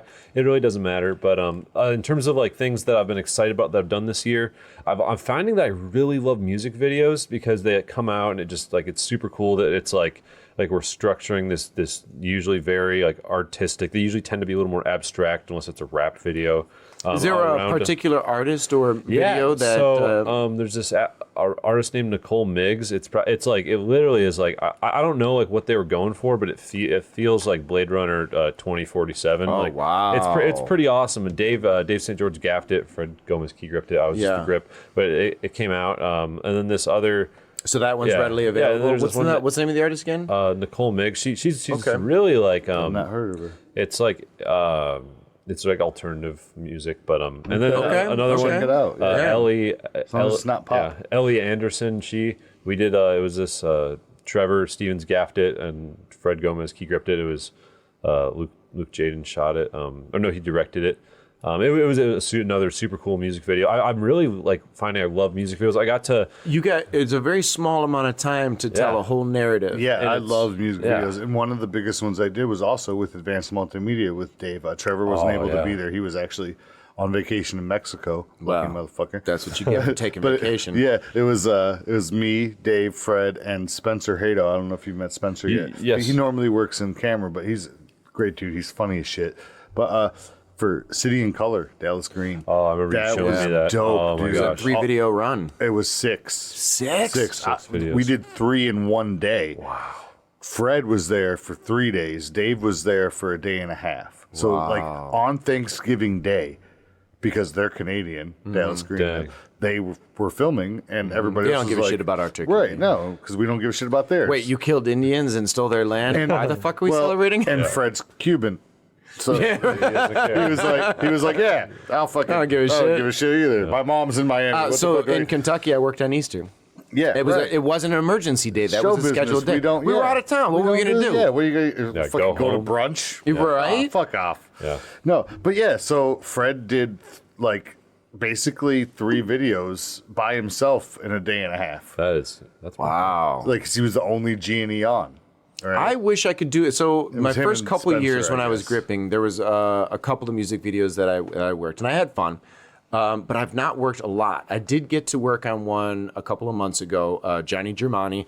I wish I remember the name of the song because I wasn't prepared to shout that out. But Johnny Germani's new song, we did. So Matt Santia directed, and he helped kind of write and oh yeah, that Clockwork Orange inspired. and it was Clockwork Orange inspired, So and it was cool. so fun. So I AD'd it. It was a 1 day shoot that was turned into cool. a second day. So on the second day, I mean, I AD'd, but it was a group of people that I didn't really need to like wrangle. We just work well together. And the original gaffer grip wasn't available, so I stepped in and I gaffed and gripped that day, and we got to do this fucking shoot where. And honestly, it turned out better that it worked this way because our first location we had to do a bathtub scene, and the bathroom was just too small. Turned out that the water didn't work, so we couldn't fill the tub the way we needed to, and so we just had to scrap the scene. But at the new location, we had a bigger bathroom, so we were able to light it a lot better. We were able to position the camera, and it was so fucking dope. Like the outcome of it. I'm was so a good proud of that video, team. yeah. So proud of that team with Matt and his creativity. Brandon Brefka was there. He was our producer. Josh Bruns did do the gaffing through, like all but the couple scenes that I helped with. And He's not a grip. Peter Polos, Peter Polos Shade, shot dude. Shade. his words. That he's His words, quoting. quote, and I quote. verbatim quote. But it's another one of those things because all of them are people that I met on my first feature. If I Can't Have You, so again the example of long-standing relationships. Yeah. I don't get to work with them a lot. So the fact that I finally Yeah, what a family reunion, after huh? 3 years to be able to spend a day on set with them. Hell yeah, dude. it changed everything for all of us. They get to work together, so they might have been tired of each other, but for me. For me, I had a blend. Melinda was there. Melinda did our craft services, Oh, I love and the she always Bryces. takes care of us. Shout out Melinda and Caden. Caden's been on. Melinda, you're up soon. Yes, As soon as you're free. we got to get it. Yeah, but I just want to reinforce the music video side of things. Is just because it's like commercials. They're pocket, 1, 2, 3 days, whatever it might be. But there's that forced narrative that a music video allows you to have that allows you to be a little bit more creative in your approach. The discussions that happen between the DP and the directors change, the actors, and It's a whole different environment from a Yeah. narrative. Yeah. Just like a commercial or corporate is totally different from anything else. They're all 100%. dynamic is fun. Yeah, and I actually want to go back on something I said earlier. I said like it's fun when I'm doing like these music videos that I said like unlike rap videos. Like I actually did a rap video. I don't know why I blanked, but I did a rap video. It was Boldy James. We shot 3 videos in like 4 days over like a long weekend. And I actually got to be gaffer on it, and I made them look pretty nice. It wasn't like your typical like rap video, like it's filmed in like a parking garage with a bunch of like guns and like strippers Well, I don't and think stuff. what you said that you're going back on was derogatory towards rap videos. You were saying the amount of creativity, like kind of Yes, like, abstractness. And- yeah. and- especially when you were and I think the same can comparing be it said to for other. frickin' Blade Runner. I think Yeah. the same It can be was- said it was, yeah. for almost any genre. Yeah. If you're looking for a boring I don't want to say if you're looking for a boring, because you're probably not looking for anything boring. But if you type in a lot of even rock videos, there's a good format that you think you're probably going to see them all standing in a fucking studio with changing colored lights. You're going to go back and forth to them all pretending to play their instruments. Not that they don't play their instruments, or but them playing on stage and cutting to some annoying or crucial. Right. If it doesn't cut away to some sort of mini story, then it's just a performance video, and So I'll it doesn't take the matter word. what genre, but we get a little bored with that. That's all I'm saying. Yeah, we did. It wasn't your typical rap video. We did some pretty interesting stuff at this like pretty interesting, very like kind of like one of one. Everything was like nothing was like Airbnb, IKEA. It was like that. This like really interestingly like one of one designed house. Oh, like bespoke. Everything was in one off. Yeah, in like Kalamazoo, where it was just like everything was like hey, don't sit on that couch. That couch is like, and there's some story, or the big kitchen table was like carved out of like this like huge piece of like wood. I don't know, everything was just like super interesting. That dining table is from one single we couldn't, redwood. we couldn't take off our shoes, and it was actually a huge hassle shooting in the house, but it looked really cool. So AD speaking here, and we just don't want to be fucking responsible for you to break shit. Yeah, I mean, here's the thing. Bunch of drips. I can't even rely on people to finish a water bottle. Like if I got to go around and pick up 66% full people are fucking pigs, water bro. bottles, it's like God. And you're like, there's everyone's in the room. Whose water bottle is this? Nobody fucking like. Just come grab it. At this point, we're not even 20 like people mad. in the house, and I just finished lunch, and I'm the last one to eat. I'm like, who left their plate here next to the garbage? You couldn't scrape it, and the sink is arm reach. People are animals. Don't be an animal. And I'm doing it. I'm like, I'm 40. What the fuck? Like, why am I cleaning up after y'all? I ain't your fucking dad. I don't care if I'm old enough to be your dad. Fucking do it yourself. You're an adult, okay? Yeah, then I have to come behind and do Would it. you set it down right where you could have, like, without moving your feet, rinsed it in the sink, like, scrape the garbage off, rinse it in the sink, and put it in the dishwasher? You just set it down? Yeah, I always love when they get mad at like the water ball thing. It's like, because you're not going to change people, so it's just like you can't. it's Can't. just But like one of those things that just sometimes they yell about the water bottles. And you're just gonna be like, man, I really just wish people knew that either remember where you put it or just write a little Q or a little B for Brad on there. And I put mine in my pocket. I invested in a little Molly fucking side pouch. I look like a goddamn nerd, but I know where my fucking water is, and I'm not littering. If I don't have my sling, ass. it goes in my back pocket. I don't care if it gets warm because I'm not forgetting where it is. I'm not leaving garbage on a hot set. And that's the thing. It's like, not that, like, definitely don't litter. Definitely don't walk away from shit that was so easy to take care of. But for me, it's like, now I've got to take 15 minutes to clean up and throw away full water bottles, which is just a waste in life, not to mention a waste to set. But if I don't and know all if I I'm opened asking, it, I'm not drinking it. all I'm asking is for you to claim it so that I'm not throwing it away. I'm not mad. No. You forgot it. We're all busy. I've left it, but then I'll come back. When we were out in Grand It Rapids, happened like 2 movies ago. fucking They got mad at the water bottles. You're not going to change people. Every damn time. yeah, you can't, but that's fine. Have you shot at any like really cool locations, either of you, recently? New cool locations? For Tweed, we got to shoot at the old Packard plant, which is now torn down. That's Fine, cool. they did actually tear it down? Yeah, like that was the last thing they were renting out for. We were the final person to rent that place out before they. I don't know So what they're many developing productions there. are going to have to figure some things I out. know, dude. It's been like 30 years we've been filming. It was so cool though, like because we went down in the tunnels and like one day I just got to like Explore. Just go get lost. When Joe in my says he headlamp. gets to explore, that means that he just goes and explores. Yeah, no. Like I just disappear. You're like, Joe, where are you? Out of range of the walkie-talkie. Honestly, that's actually a pretty good thing. So, and I don't mean that that Joe does it because he's fucking off. So I want to use this to relay a point of what you don't see doesn't necessarily mean you know what you didn't see.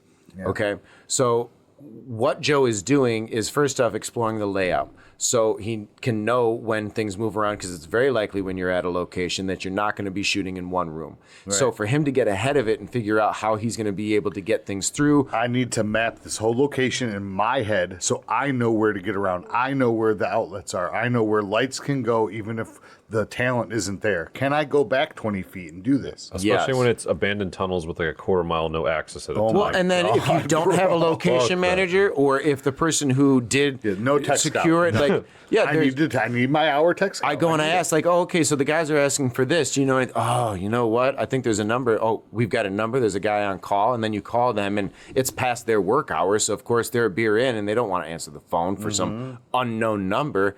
It's important for your G&E crew to be able to explore the environment that you are required to be able to use. 100%. Because if something happens, did we have on that last shoot? We had a power issue? Yes, we had a power at the first location. We had all the lights go out, and it was lights were on 3 sides. So we were like, "What's the problem? What's going on here?" And the gaffer went down and he took a look at the circuit breaker. He couldn't find a pop circuit, and we're just burning time. And I'm no electrician, right? No, and that sounds like a GFI popped. I don't know. So I was just like, okay, well, at this point, I have to at least go down and make an effort. So I went down there. I met him down there. He was like, yeah, come on down here, whatever. And I didn't feel anything popped. And I don't remember what drew me to one particular breaker. It's what I taught you. But I popped it and brought it back. And Quinn went over the Highlands like, I don't know what you did. Circuit breakers, let me explain something to the listeners. Circuit breakers, when they break, the switch doesn't necessarily go to off.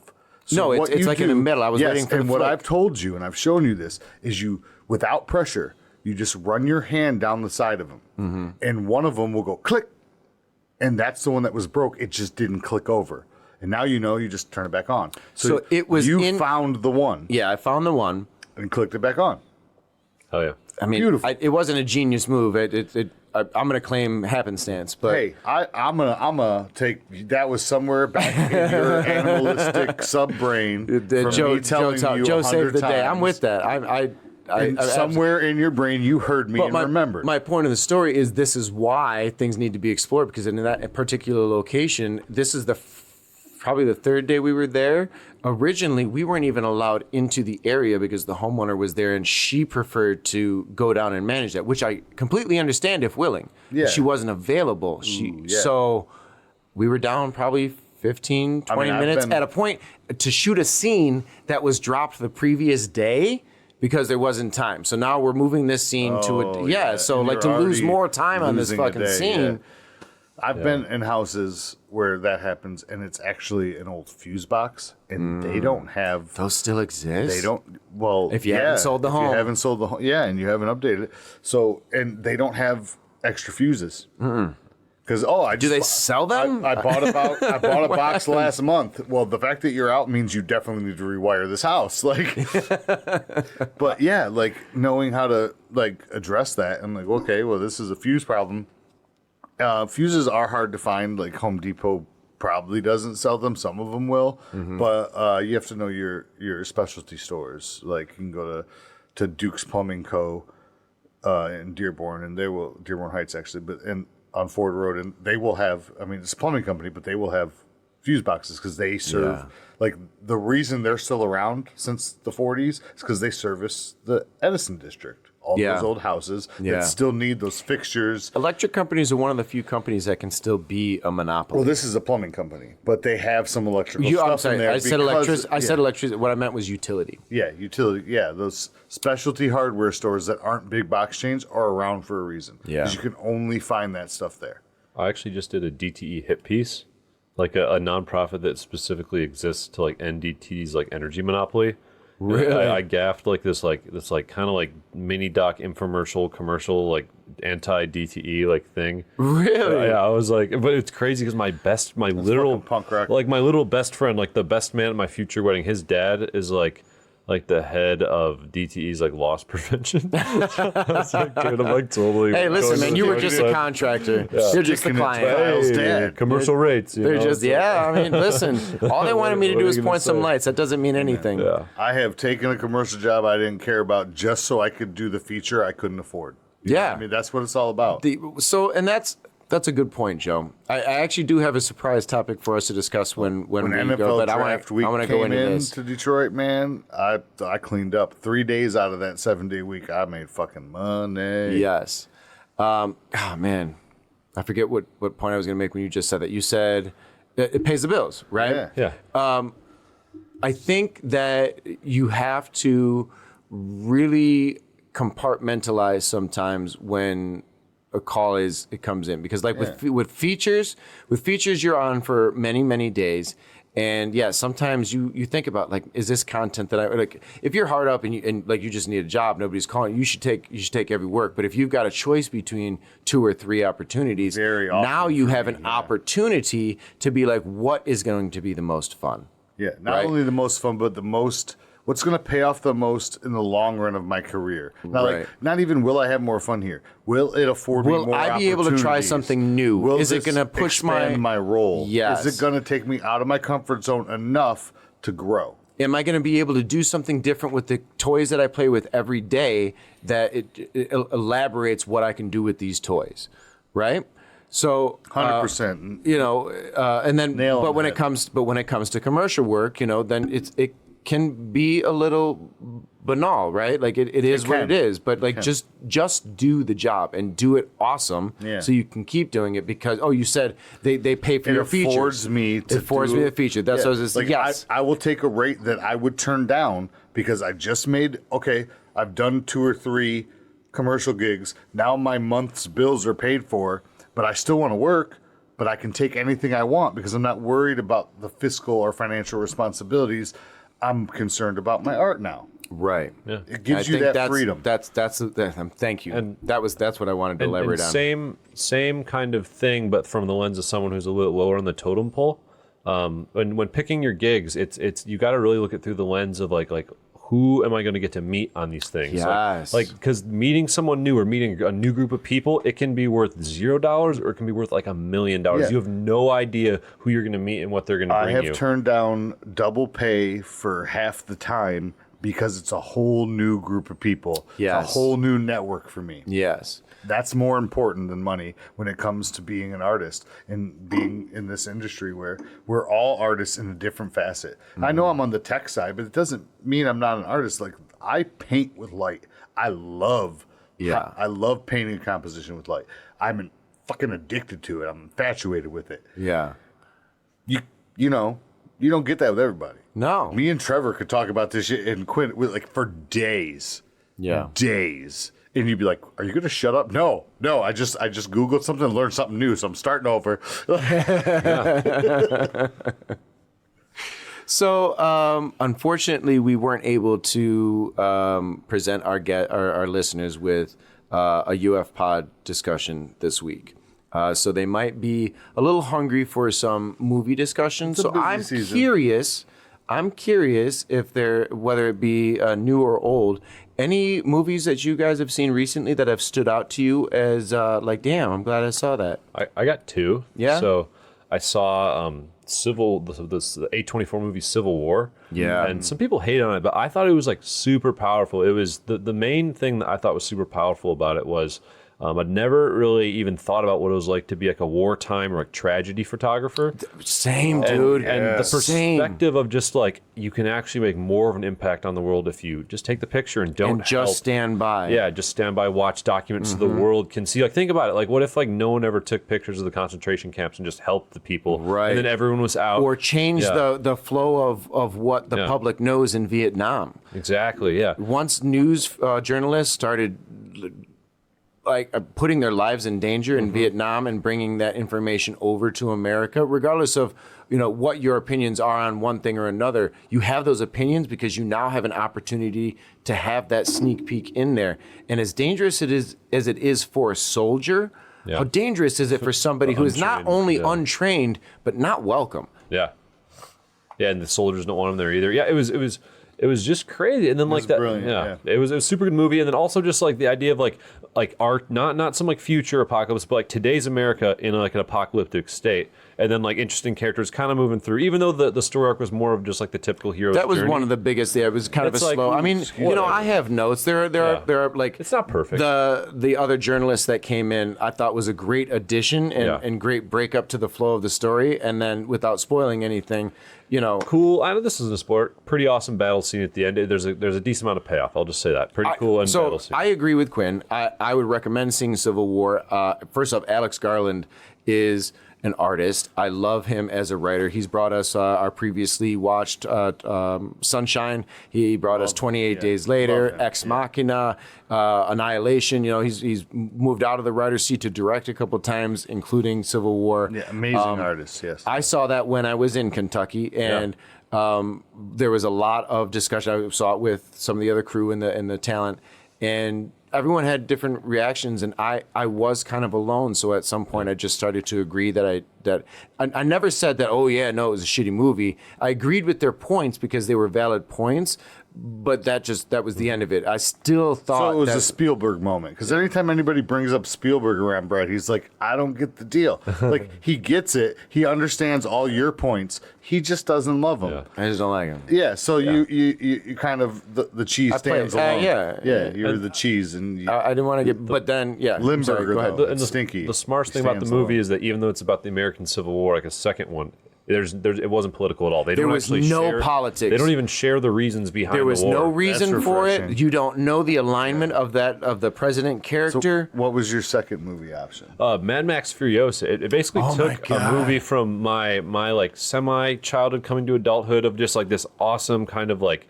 It's been 10 years. Like Smash 2015 was Fury Road. Yeah, I was in high school. I was like a younger high schooler. Whereas I remember the Mel Gibson. Dude, Mad here's the Max. thing. I was personally blown away when I looked at the dates and was like, 10 It's like- fucking years? it's- Yeah, Really? it didn't 10 feel years. like that. It did not. Because we're old. Yeah, the first one was just like one of my favorite action movies. It wasn't. But it had things that like I wanted to see more of. Like I want to see more of this world. I want a little more story. Yeah. I want this. But the action, the environment, the atmosphere, the world building is insane. And he basically was like, okay, I hear you. And then just like did it for the sequel. And on top of that too, like having sometimes it's like it's hard to make like a female action hero badass. I don't know why that is so like hard. It's hard. I mean, it's no, it is. Agreeably, it is, and I don't understand why. Because I'll be honest, man, it was a badass fucking movie. Anna Joy Some men Taylor are was insecure so about badass. women that can whip their ass. And I guess, you know man. I'll tell you what, it was a Break fun my fucking dick, story. baby.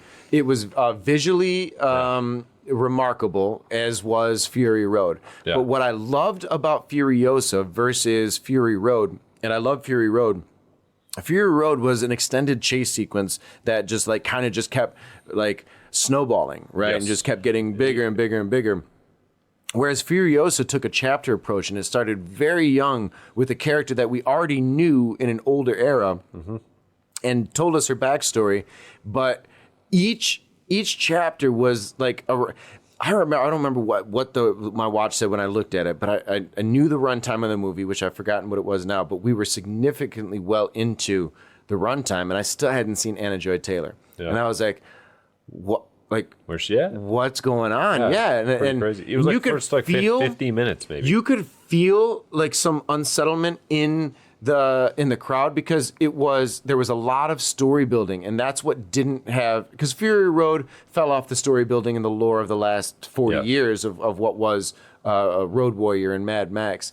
But this introduced us to a new character whose conclusion we already knew and kind of filled in a whole, like there was no presumption. It wasn't like watching the Star Wars prequels where like you already knew, maybe not all the details. That's how they were able to tell a story arc. But I don't know, Fury Road or Furiosa was, and immediately hated on. It wasn't but 2 days. I think it came out on a Thursday. So it started getting box off on Thursday, official release on the Friday, but by Saturday they were like, yeah, this thing's going to be a fucking failure. No one's going to see it. And of course, like several weeks later, Bad Boys, like people are going to see it 4 or 5 fucking times. And it was a great movie. Bad Boys was a good movie. It was funny. But I don't know if it was the risk of the female lead. I don't know if it was the can George Miller still do a fun movie? But it was fucking entertaining. It was so good. When it released to streaming, it blew the fuck up. Yeah. It's hard to get people in the theater, and like that's just something people have to realize, that like we got our phones, we got our giant TVs. Yeah. People the don't wanna go sound to theater. systems that I you can pause the movie to go to the bathroom at home. Yeah. No, but I had this conversation with somebody the other day. Jordan Curry, shout out Jordan Curry, a local grip guy. Yeah. And he has a movie on Tubi called Made for Us. Boxing. Is that the boxing Very movie? Good. Yeah, Peter Polis, DP. Yeah. Anyways, we were talking, and he's like, I love going to theaters now more than ever because 90% of the time He's by It's himself. me or Yeah. and maybe 4 other people or just him. Yeah, I got over. So unless it's like a James Bond property, and today I don't care that much. But high school me, like, oh, James Bond, or when the Star Wars sequel or prequels came out, the idea of going and celebrating an IP with an energy. If you're of the Harry Potter, and I went to one of the Harry Potter movies with my sister, I was like, oh, wow, it was a midnight, back when midnight releases were like a cool thing, and people would fucking pack the place before they started shooting up the place. There's an energy and an enjoyment in the camaraderie of taking in an event with people, just like a music concert or Like when we went to the Barbie thing with Melinda. yes, and absolutely, absolutely. But there It was is like standing something room only. remarkably enjoyable about an intimate experience in a theater with Yeah. maybe you and a friend or whatever, Yeah. and there's only like 4 to 6 other people scattered throughout, and you have this whole theater to yourself and the immersion. Yeah, the first time in my life when I experienced like an empty theater like that was actually kind of pre-COVID, and it was the second Sin City, A Dame to Kill, Yeah. or whatever. And I saw the first one in theaters. That was fun. right, well, so Liz and I decided, hey, we're gonna have a date night, and we go out to dinner, and we head up to Fairlane to the whatever theater is there. I think it's Star it's a Star. Star Theater. Yeah. So we go out to dinner, we go over there, and there's like 2 people in the theater. That was it. Like it was The 2 of you, then 2 people, yeah, or that you was were the 2 that people? was it. Yeah, and I'm not even sure. I think they left at some point. Like, Right. It was just crazy because this was pre-COVID. Right. Like, why were people not? And that movie was good. I love that movie. It was great. But I didn't understand. Like, and it was Sorry, nice. I lapsed because I was looking at the time. What movie was it again? Sin City 2. Sin City 2. Dame to Yeah, Kill, yeah. Robert Rodriguez. Yeah, love Robert. Or no, I think Frank Miller directed that. They co-directed They that one. co-directed Yeah. both of them, Yeah. yeah. Sorry. Or Frank Miller directed and he shot. Yeah. Yeah.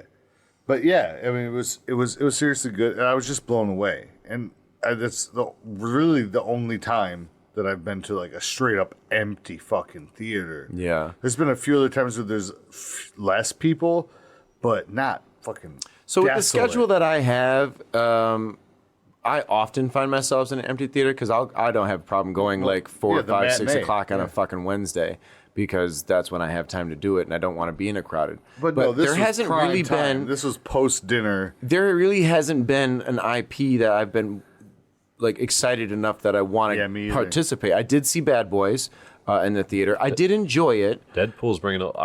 After like a week after Yeah. Deadpool came out, I went out on a Wednesday and it was full Supposed to see that fucking tonight. theater, Damn like it. Yeah. crazy. Yeah. Like a week after it came out on like a Wednesday night, full theater. That so one's gonna bring money in. Still haven't seen Bad Boys. It's probably good for the theaters to have movies like that. So here's the thing. It's not. So I saw it in theaters because the options in theaters. I don't want to say have been Well, limited and you're, because I you're can't. still a subscription to movie tickets. Yes. Or Cinemax or whatever. No, the Cinemark, Cinemark, itself. So I go to the one theater. Although I learned Movie Pass is still a thing, and I guess it's an improvement. So I'm gonna look into it. Shout out to Movie Pass if it's real and legit.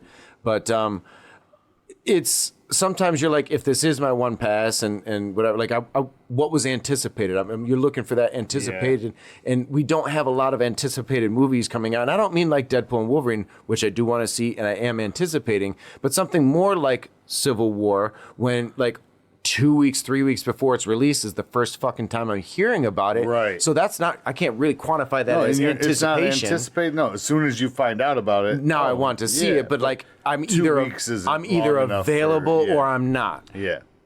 So that's what's been happening with that. Have there been any movies, whether or not they're new releases or not, any new to you movies that have kind of sparked your? There's a couple that I want to see, but I've been so busy with work and the little bit of time I've had to view anything, I've kind of wanted to veg. So I've been doing a lot of Recycling. Yeah. Sure. But one that I started and wasn't able to finish the other day was so good. It just, I had to leave and I was watching it with my daughter, is If, John Krasinski's If. Oh, okay. Steve Carell and all. Dude, Yeah. like, I mean, it's super funny. It's super lighthearted. I didn't get through it because I had, we had a medical thing at the house, and family my thing, daughter yeah. got to finish it. I had to, clock in as dad and caregiver and, all this. Doesn't matter. watch that fucking movie. I'm going home and watching it tomorrow with her again, just because now she's in love with it. And because I'm on the dad kick, Inside Out too. That one did really well. good. Really well. I really enjoyed the first one, and my daughter. I remember enjoying it. I saw it in theaters with my daughter, but she wanted to see it, and so I don't think I enjoyed it. I always enjoyed my time with her and what we watched. At the time, it wasn't something where I was like, oh yeah, because when she was younger, 21 now. Yeah, like Inside Out came out when she was like the age for Inside Out 2 to come out. Yeah, right.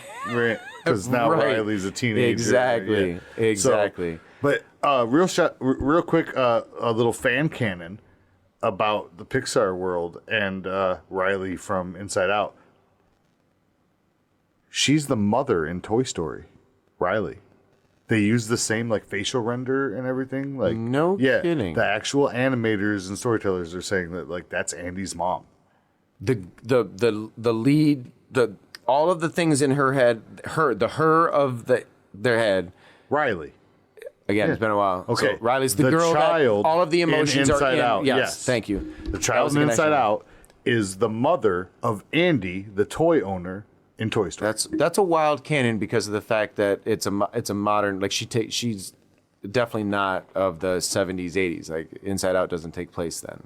No, but it's like character, the facial features. Yeah. It's you know how all the Pixar movies are like tied together in the same universe, even though they don't make sense. Yeah. Monsters Inc., Incredibles. Yep. Even in Finding Nemo, you see the kid in the dentist is reading a comic book with Mr. Incredible on the cover, and like it's almost like 2-year gaps. Like you'll see what's going to happen 2 years in Pixar by looking for Easter eggs 2 years later in a movie that came out.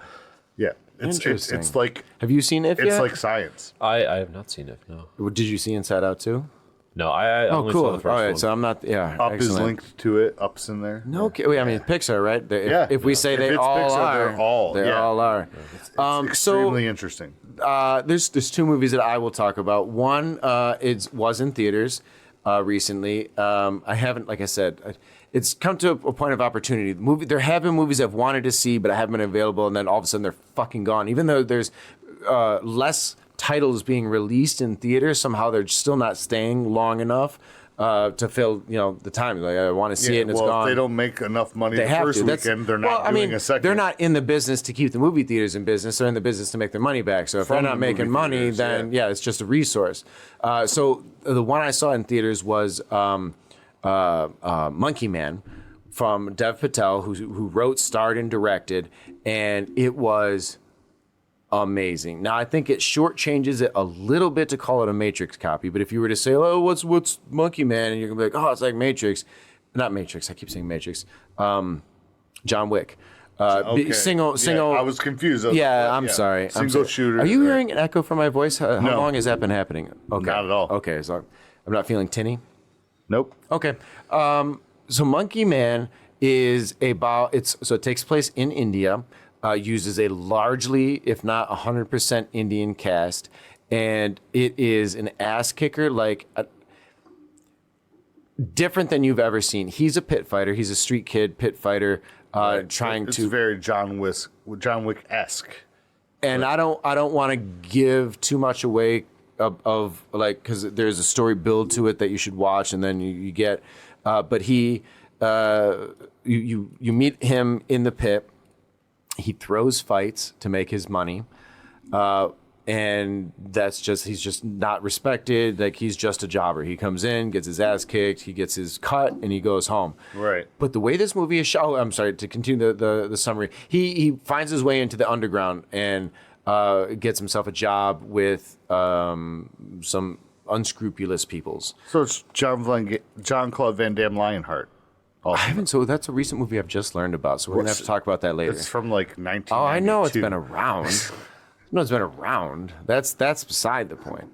But he then now we follow him in his journey and you find out that there's some purpose to it and this. And again, I don't want to spoil. However, what makes this movie incredibly enjoyable and different from the other martial art ass kicking things, other than it being a heavy Indian cast, which is just hard in the American, especially with the way things are going, today, this whole claim of everything's got to be woke or whatever, instead of just realizing people fucking exist and their stories can be told. it follows a story path that, while not 100% original in the main character's life, the characters that he crosses tell stories that, or you learn things or existence of things that you don't normally see. So there's that whole, there's very little of that I've seen that been there before. I got you. Right? Yeah. Then there's a little bit of a hero's journey. He's got a little bit of his time on Dagobah, if we will, and comes out of his training or self-reflection or realization to the most cinematic fucking badass fight sequences since fucking Hard Boiled. Okay. Shot so goddamn beautifully that, I mean, I saw that one in Kentucky as well. We saw that as a crew. We were all like just fucking speechless when we came out. Unbelievable. Nice. So I highly recommend going to see Monkey Man. The other film that I want to kind of talk about a little bit is not new, and it's something that I had seen on Shudder from the early 90s or 80s. I just pulled it up because I don't want to forget the title. So 81. It's a movie called Butcher Baker Nightmare Maker. Have either of you heard of this movie?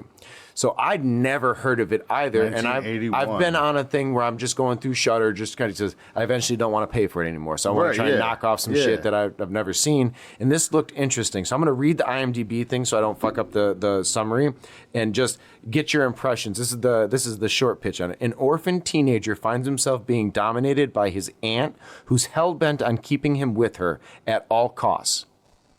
That means exactly what you think it means. Gross. So the movie starts off with he's a baby, not baby because he's 17, so he's 7 years old. Okay, that's less pukey. 7 years old, dropped off because his parents are going to take some sort of unspecified vacation. They drive off and it's 81 in their little fucking station wagon, and in the first 4 minutes of the movie, they're barreling off a fucking cliff and die because the brakes don't fucking work. So Auntie cut the immediately fast forward 10 years and bro's celebrating his 17th birthday, probably had his first or second Woody. So what, we do at 17, he's looking, right? Yeah. And immediately, and I'm not giving anything away because this is all within the first 10 minutes, you can tell his aunt is jealous that the girl who comes and meets him and walks him to school every day could be stealing him. And is the aunt hot though? Or is she? She's got him Munchausen, hot, bro. She's She's got him Stockholm. Okay. Like, no, it doesn't matter if she's hot. Okay. She's fit. But it's bonkers because it's a slasher, and she's I can't give that. It's on the cover. Like, I just read the summary. You kind of. Yeah, no, I got it. You imply like that's and the practical fucking kills and shit. It's a movie that I'd never heard of. Sounds worse than My Mom's a Zombie. I have not seen My Mom's a Zombie. Here's the thing: it's quality. Like, I don't know what the budget was like. It's horror in the '80s, so they churned them out. But very much enjoyable if you can get around the weird plot. Cool. No, that sounds cool. I would. Joe's not convinced. No, I mean, I'm gonna watch it now, but just pedophilic ants are not up my forte. Yeah, I don't swing that way. I swing a lot of ways.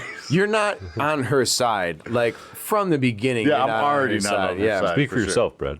Quinn says, "Tell me more." Quinn's on the prowl. Well, first off, I want to give a huge gratitude and thank you to Quinn for coming out and joining us tonight. Absolutely. This was super fun. We'll have to do this again soon. Yeah, I hope you do. We love having you on. It was a last minute, like, hey man, we need to. We had some plans. The plans didn't work out, so he was able to come in and fill in. And I thought this was a great window. A great conversation. They called at 7:30. I was here at like 8:03. So it was actually 8 o'clock. He promised 8:05, and he was early. Yeah, because in this industry, being on time is being early. Yeah. Before we let you go, before we sign off, are there any of the projects or movies that you would desire people go out and take a look at? Yeah, I wish I could remember what these music videos were called, but eventually when that Boldy James video drops, we shot 3 of them. It's gonna be for his next album. That'll probably be like the biggest thing I've gaffed. There's been like stuff that like I've just been crewed on or whatever. But like Sure. eventually. So here's the thing, though. Regardless of what my position was on it, I still feel like if I was a part of it and it was a good story, like I'm not going to recommend something that maybe I think is legitimate shit. But if there's something out there, but that still gives an opportunity to be, because even like as an AD, nothing you see on the screen did I really have a part of. But without my presence, people who did do that work, you know, it would have taken longer. I contributed been to more stressful. So the reality of this industry is I'm noticing it takes about like 2.5 years for a movie to come out after it's like done, and I've been in the industry for 2.5 years now. That's fair. It's kind of a lot of projects. It's that kind just of at the happen. point where I could be like, hey, there's this commercial or something. So I'm kind of showing people like little things like music videos and stuff like that. But like, for example, when this movie that we kind of was my it was kind of my boot camp for film, Topper. When that movie comes out, that'll probably be something like a fun thing that I can. Like Topper. My third gig ever. It was like 4 weeks. Can't wait to actually see that. Yeah, I figured it out. I'm talking across the mic. It's only taking me an hour and a half. It's kind of jokes was good. You weren't on that one. So it's kind of a thing where like a lot of these films, like the movie Tweed that me and Joe did, like a lot of these movies that I'm actually super proud about and can't wait to see.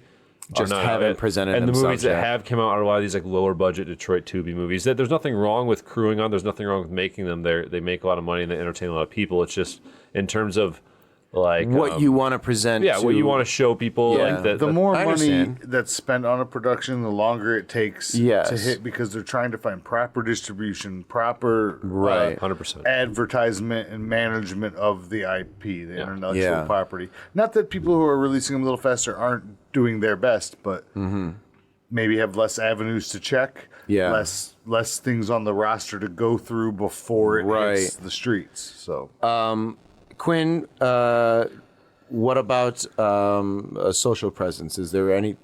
I was gonna look up. Wait. Oh no, dude! Yeah, I'll look up the music. And I'm gonna do the same for everybody. So if you find it and when we come back to you, shout out time, baby. Yeah. Okay. So I am on Instagram at Quinn Quinn dot is like a period McLaren. It's that's my Instagram, and other than that, I'm not really on. I'm on Facebook, but not in like a huge way. Yeah, it's mainly business, right? Yeah, it's pretty much network. So the music video that you can check out that oh my gosh, my phone. I'm sorry, Brad. I'm sorry. We had to hear an ad.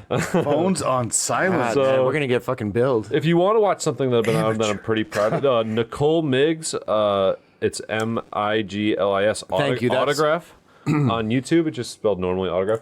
That's a cool video that I'm You pretty. said she's alternative music, not pop. I'm gonna check that out. It's a pretty awesome video, and I'm super proud of it. I'm super glad to be a part of it. Shout out to Advanced Multimedia. Hell yeah. That's something a bunch of, or if you just go on Instagram and type in Woodward Original, about like probably 80% of the commercials in the last year that's not true. Probably about like half of the stuff on there that they've done, I've gripped on. You can like check in the description.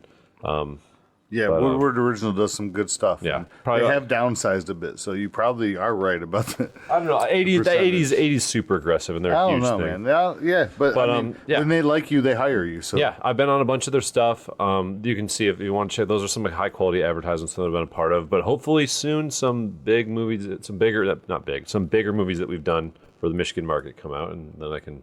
Talk check all about check out this cool movie. Blah blah blah. Speaking of taking a while for stuff to come out, I mean, this movie's had a premiere at Sundance, but it's having its Michigan. No, not the Sundance one. It's a different one. So movie. The second movie I ever first AD'd on is coming. Then that was in 2021. Is this He Looks Like a Postcard? He Looked Like a Postcard is having a Detroit premiere coming up here, and I've been like waiting forever just to see a cut of it. Oh, that's right. Sundance. I had an opportunity to work. Live again. Yep, I had an opportunity. Well, the relation is the DP director of To Live and Die and Live. It was the director on Kazem. He Looked Like Kazem Basim. Yes, and I miss working with him. I'd love to be able to get a chance to work with him again. So Kazem, if you're out there, buddy, let's work together. I got to meet you, bro. But other than that, I've got a couple other ones that I would like to promote. I worked on the G&E team for Jazar Rich's Fatal Distraction, which I think is a very good movie. One which Fatal Dispatch. what did I say? Distraction. Yes, you did. Dispatch. Fatal Dispatch on Tubi. Our own Joseph Quick opens the movie, What?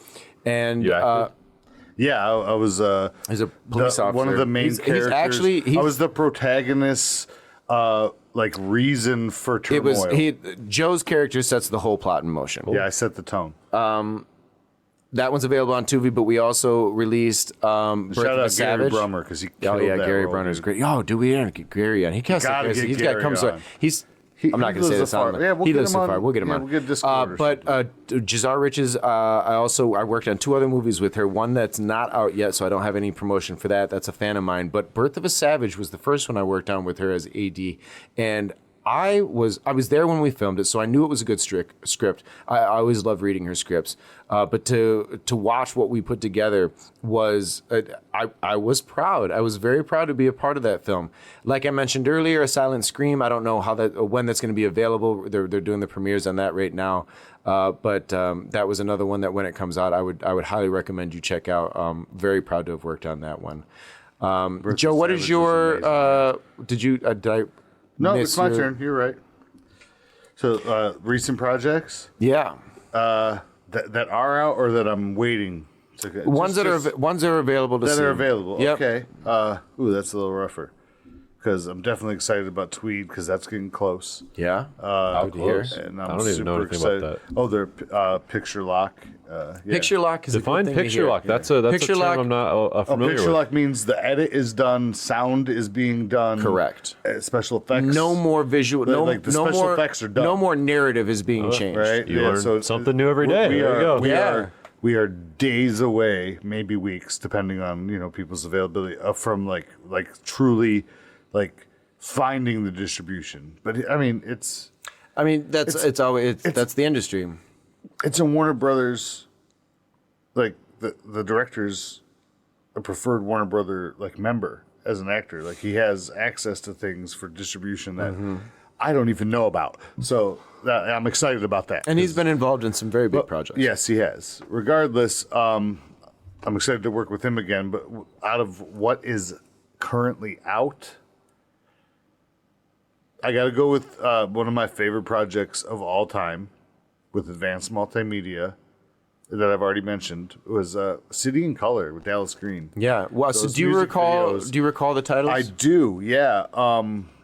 One of them was Underground, and that one was cool because we like raced against Blue Hour. We literally pushed lunch back, like the band didn't eat. to get this in. yeah, they got to It get was sun. so cool, dude. It was bad. Like The venue you guys shot the at was DP got amazing. on a fucking doorway dolly, and me and Fred sprinted 100 yards with him just standing on a doorway dolly with a gimbel. Brave man. That was a brave man right there. He Brave. just decided when we got close enough, he was just going to step off. Without telling. I mean, you guys had a Without- slow point, right? Like No. you didn't have a I stopping point. or tried mark? that. I tried that. And he said, don't slow down. I need the momentum. So he was just stepping off when he felt like it. That's badass. And I had to stop and run away with it. As an AD, I do not Dude, approve, but that's so badass. fucking, yeah. I just want to make that clear. The I just want to adrenaline make was- that clear. but yeah, me and Fred fucking killed it, dude. At 3 attempts, we did it. Oh man. But yeah, so City in Color, That Underground. sounds like something where you don't want to be the one that like fucks that up, but it seems cool if it works. But to do it and Yeah. get it done was so fucking amazing. Meant to Be. Meant to Be was the big one for that release. Okay. That was like the bulk of our time in Yeah. setup and art department and was all. It's the one where they were meant to like be. the colors and the Yeah, and there's projectors. Yes, there's, what a gorgeous there's video. Moving like quite literally. well done, sir. Thank you. And these were all shot on 16 millimeter film, Which is too, by the also way, which exciting. was I've so yet to cool. have that opportunity, Like- although I dread it because People I met, the professionalism, and just the sheer talent and knowledge of some of these people. Like the film loader. I can't remember his name off the top of my head. Fred would be able to tell you, but just an amazing guy. Just so down to earth and so Canadian knowledgeable. or local? No, all the crew was local? was local. Yeah, it was all Detroit guys. It was just the band that was from Canada. Okay. But it was so much fun. So Meant to Be, Underground, and whatever other 4 videos came out at that time. Right. They were pretty right before successive. Christmas. The black and white one on the street was pretty fun. What was the fucking year too. we did Topper? Because it was directly after. I'm 20 talking. That was 2022. It was end of 22, November yeah. 22. So December 2022 is when all those dropped. Okay. And Yeah, like yeah. consecutive 6 music, boom, boom, boom, because we filmed them all in 3 days.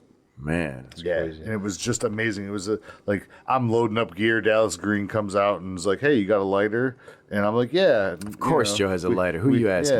Yeah, you're talking to G&E. Of course, I got a lighter. You went to the right so guy. we hung out for 5 minutes having a talk. you know. Nice. It was nice. Yeah, it was cool. Well, give us your sign off, Joe. Where can people find you?